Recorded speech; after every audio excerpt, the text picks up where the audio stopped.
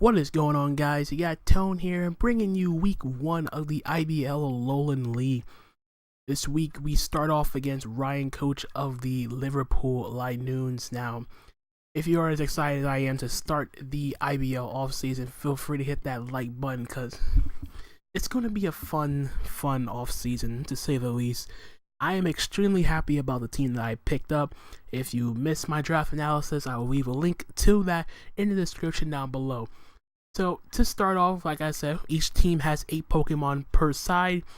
So just to get down to the 8 Pokemon I have to prep for in Ryan, his team consists of, in no particular order, he has Kartana, Garchomp, Clefable, Crobat, Frostlass, Masquerain, Politoed, and Poliwrath. So we have to deal with Kartana plus Rain. So not exactly a fun matchup, but I have some things on my team that can take advantage of both the Rain. I can have checks for Rain, and I have a way to deal with multiple ways to deal with Kartana. This being one of them, as you see here. First Pokemon you see me bringing on my side of the team, we have Cassandra, the modest choice scarf Tapu Lele, with Psychic Moonblast, Nature's Madness, and Psyshock. Looking at his team as a whole, he has absolutely zero switch-ins to Tapu Lele whatsoever. Psychic 2-hit KOs everything on his team. His literal switch-in to Psychic is sacrifice a Pokemon. Even his main Psychic resist in Kartana, a modest max special attack Psychic in Psychic Terrain does 116% minimum to a fully offensive Kartana because of its piss poor special defense, which I can easily exploit. Moonblast is there. Moonblast is there for the Garchomp, but I'm mostly be clicking Psychic most of the time. Psyshock is mainly there in terms of if he brings Calm Mind Clefable and he's set up a bit, I can exploit that and attack him off of his lower defenses. And Nature's Madness is there mainly for 2 reasons. One, I didn't really have anything else I needed to put on Tapu Lele, and number 2 is the off chance that he was a Cosmic Power, Stored Power variant of Clefable, which was actually going to be a pain to deal with.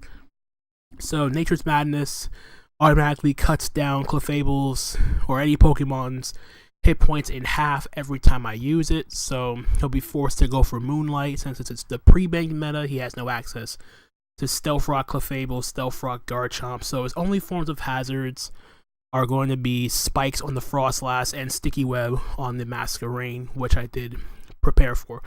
EV Spread, Max Special Attack, Modest Nature, hit as hard as possible, which is going to be doing with Psychic Terrain, thanks to its ability. 148 speed lets me outspeed a Jolly Max Speed Crobat, which is his fastest non-Scarf Pokemon, and the rest is put into HP to give it a little bit of bulk.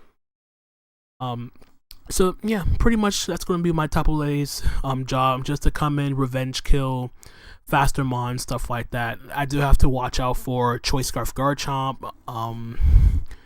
Mainly that's mainly the only thing I see him bringing Choice Scarf, because Poliwrath's going to be Swift Swim with Politoed, bringing the Rain with Drizzle. That's also another thing I have to deal with.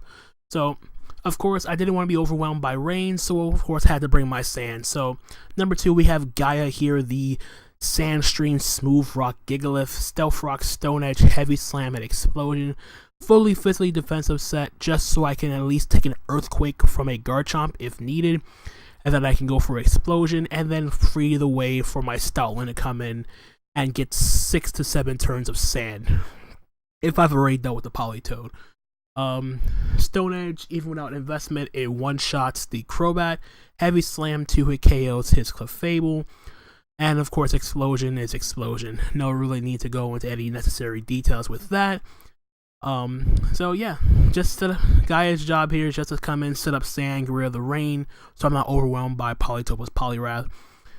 Next up, number 3, we have Bernard, the Choice Banded Sandrush Stoutland with Frustration, Facade, Psychic Fangs, and Crunch. The last 2 moves are a little bit situational, but Psychic Fangs hits the Poliwrath, which I don't really need to do, and Crunch is for the Frostlass. Crunch I needed more than Psychic Fangs. Psychic Fangs was mostly just a filler move, as Frustration Ban and Frustration does more to a Poliwrath anyway. And if I get Status Facade, it's going to hurt even harder. EV Spread, max attack, 220 speed, lets me outspeed a Choice Scarf Garchomp in the sand, and the rest is put into HP, just for that little bit of added bulk. So this is going to be my cleaner here. Tapu Lele to Wall Break, Revenge Kill. Bernard's going to with the sand up, it's going to clean up. Just click Facade and Frustration. If he doesn't bring Frostlass, I'm going to have a lot easier time just spamming Frustration and Facade with my Stoutland here.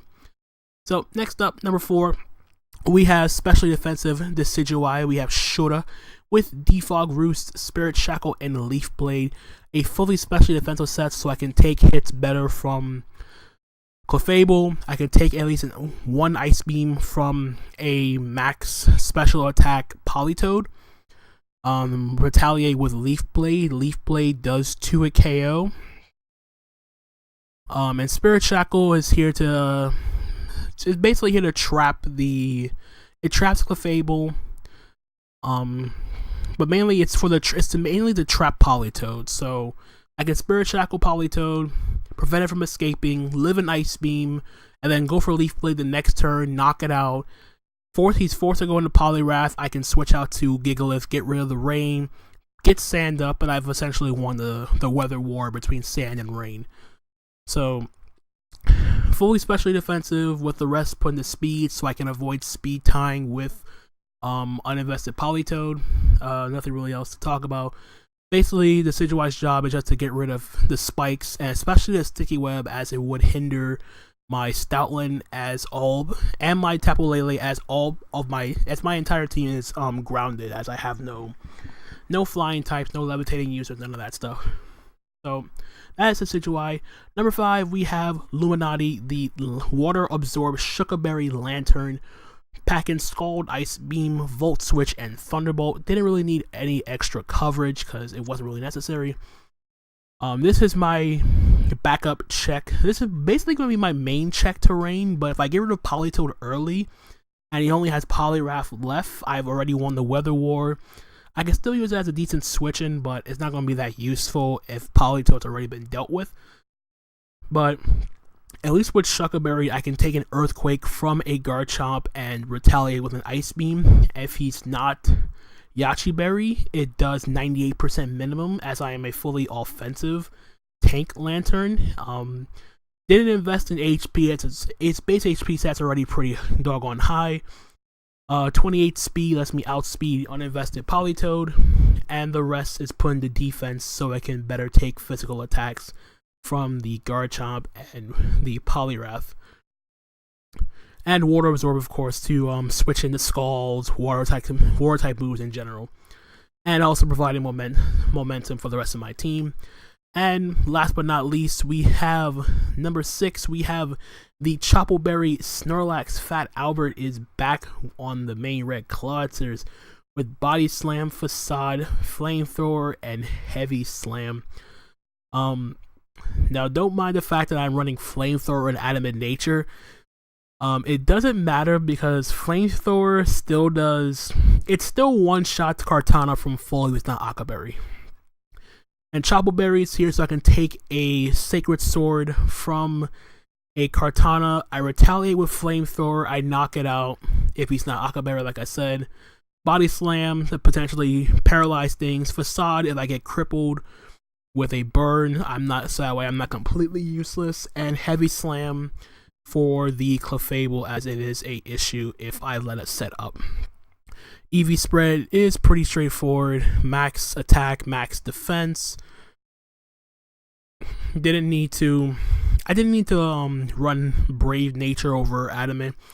I mean, for one, I'm not outspeeding anything on his team, as his slowest Pokemon, I believe, is his Clefable, and I could have run like a speedy Snorlax to outspeed uninvested Clefable, but taking away from Snorlax's bulk would have been detrimental in the long run, so I saw no reason not to use it. And Clefable wasn't doing much to Snorlax in the first place, especially if I was bringing like an Assault Vest set.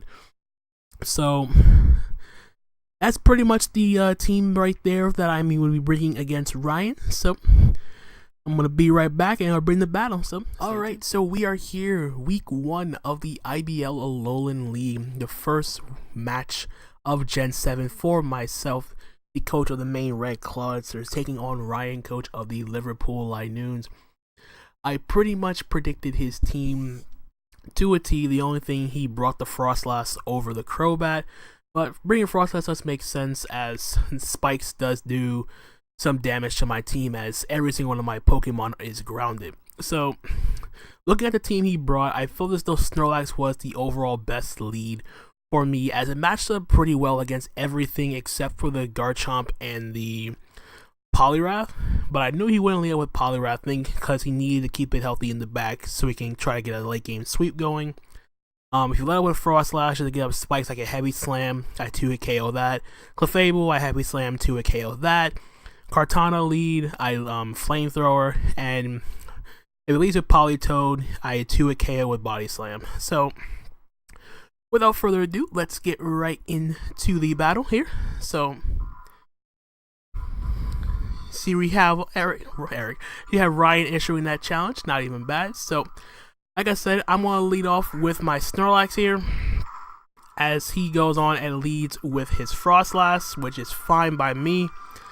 As even if he gets some spikes like a Defog, I'm away with my Decidueye. So here was a surprise in turn 1. He decides to go for a Will-O-Wisp, which I did not expect, but it's perfectly fine because my Snorlax does have Facade in the back. But I decided to go for Heavy Slam here just to get off some damage. And as you see by the damage, even burned, still a clean 2-hit KO on the Frostlass. Now this was a little bit of a deciding turn, as I decided to stay in, hoping he wouldn't Destiny Bond here, but he goes for Spikes, which is great for me. 1, because he didn't go for Destiny Bond, so I don't lose my Snorlax. And 2, I get to knock out this Frostlass here with Heavy Slam. So with his Frostlass gone, that means I can freely spam Frustration and Facade on my Stoutland and on my Snorlax here. So we have an early 6-5 lead as he goes out into Politoed now.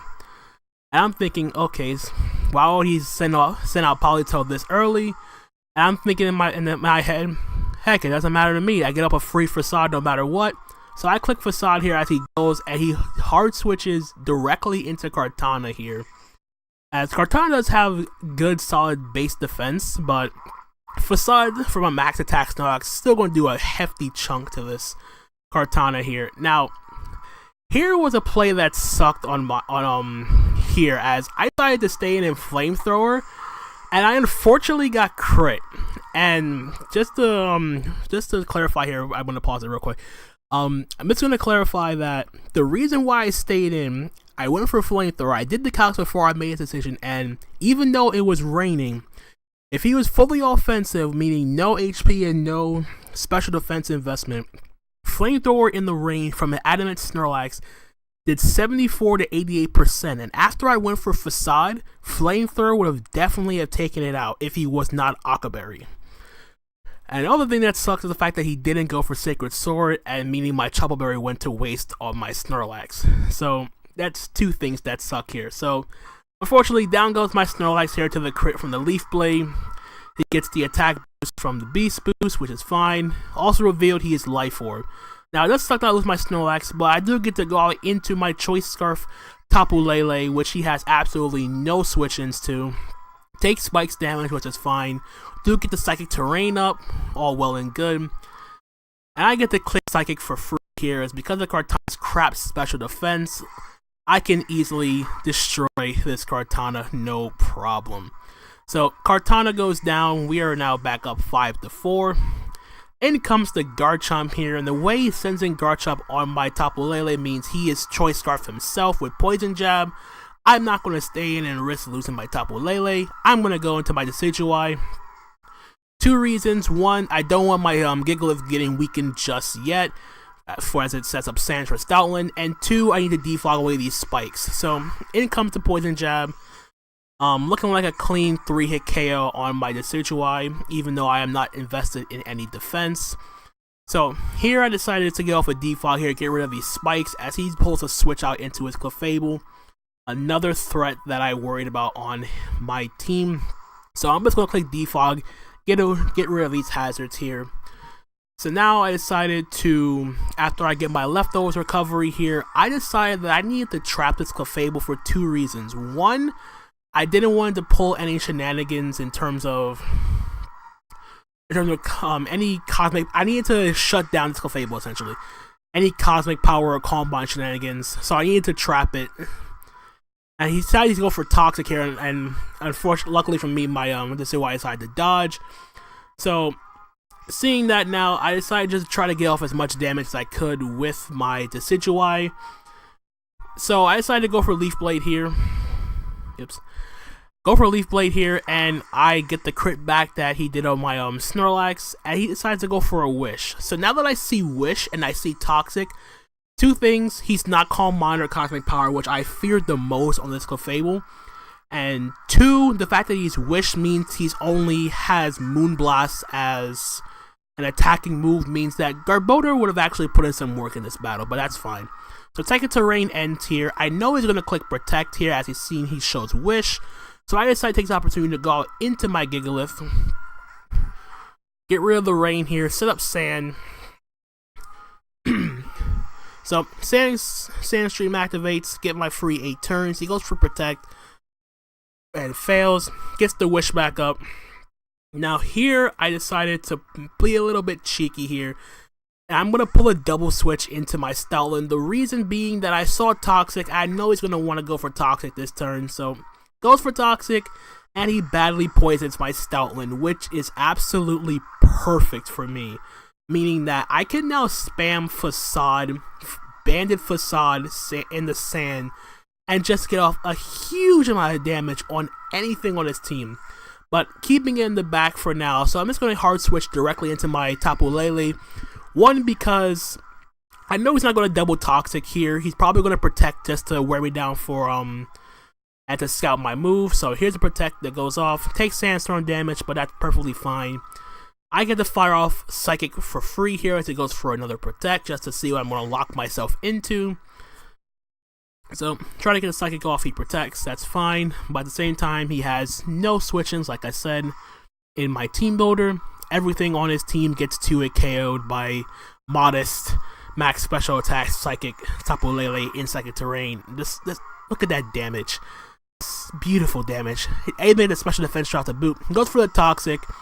That's perfectly fine by me, because I know for a fact that he cannot go for Wish this turn. He either has to Protect and try to stall me out and wear me down a little bit more for his Scarf Garchomp, or he has to sack this thing off. But the fact that he cannot switch out because of Spirit Shackle is actually great for me. So he can either Protect or hope I switch out to back into my Gigalith, but he decides to not to Protect this turn, so I take it out with the next Psychic. So Tapu Lele coming in, picking up 2 kills for the Maine Red Clawitzers, taking that damage from the Sandstorm and the poison damage from the Toxic, but that's perfectly fine. Tapu Lele putting in that work. So back out comes the Scarf Garchomp. Poison Jab is incoming, not going to stay in. Too valuable of a mon to lose. So back out comes the Decidueye here to take the Poison Jab. See, his Poison Jab gets fired off. And for the most part, I was essentially just trying to sack. I was essentially happy with sacking off the Decidueye here, as it pretty much did its job very, very nicely. So after the leftovers recovery comes on, Loose Psychic Terrain ends this turn. So figure that he goes to go for Poison Jab, try to knock me out here, which is fine by me, because he gives me a free switch into Stoutland if the sand remains up. So I'm just going to fire up a Spirit Shackle just to try to trap this thing. I could have went for Leaf Blade for damage, as Rough Skin would have taken me out, but decided to trap this thing, and the damage on Garchomp was actually necessary, as it's now in 100% within range of Facade from my Choice Banded Stoutland. So I'm going to now pull a double into my Gigalith, as he's locking the Poison Jab. He can't switch out just yet. So I'm going to get that Sand up one more time. Just to try to put some more pressure on his team. He goes for the the poison jab, but I'm fully physically defensive Gigalith. That did absolutely nothing. Now here I could have went for rocks, but I'm going to predict him to switch out the Politoed here as he does here. So I'm going to pull a double of my own and go directly back into the Decidueye. And it worked on me for 2 reasons. One, because I was sacking off the Decidueye in the first place. And number 2 was because I need a Gigalith around to counteract this rain. So here I could have went for Leaf Blade on the following turn, trying to knock this thing out, but it wouldn't have. So I figured go for a Spirit Shackle, because if he can't get the rain up anymore, his Poliwrath is going to be that much. He's going to be rendered completely useless in the face of my sand. So I decided to trap Politoed. I'll let the Politoed finish off by the Decidueye with the Ice Beam, which is perfectly fine by me. The Decidueye did its job perfectly well. I now get a free switch into my Banded Stoutland, and I get to click Facade for free now. So off them comes the Facade. He can't switch out, and down goes the Politoed. So Politoed out the way. I've essentially won the Weather War, but I still have to deal with this Poliwrath in the back. So out comes the Poliwrath here. I know this thing's going to be a threat in the rain. I need to get rid of the rain, so retreat my Stoutland out into my physically defensive Gigalith here. Gets rid of the rain, set up that glorious sand that I needed so much to clean up in the late game. And he decides to pull out the Z move here. Didn't really matter in the long run until I saw that he was Z Splash, which makes sense though. Not being Belly Drum would have made a lot of sense. So nothing happens, but he gets +3 attack. The rain's no longer there, so it's not really a problem. And I still had Lantern in the back to deal with rain. He goes for the EQ. I thought he would go for Waterfall here, but as you can see, my physically defensive Gigalith eating up that +3 EQ like it's nothing.